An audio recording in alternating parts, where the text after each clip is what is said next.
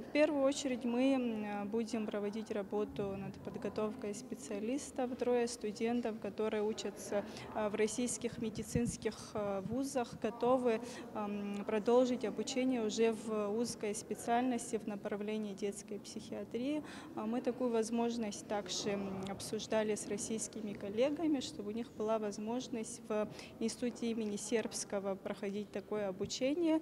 Сейчас детали обсуждаются, уверена, что все получится. Со своей стороны мы также совместно с Министерством здравоохранения Абхазии будем работать над вопросом открытия отделения детской психиатрии в республиканской психиатрической больнице. Но в первую очередь, конечно же, необходимо взрастить специалистов, потому что отделение можно открыть, а необходимых специалистов для работы с такими детьми не будет. Поэтому поэтапно, пошагово уже работаем в этом направлении. Уверена, что ситуация детской психиатрии в Абхазии в ближайшее время улучшится, и будут специалисты грамотные, квалифицированные, которые будут помогать, и будут условия и амбулаторные, и стационарные. В этом направлении мы проводим большую работу.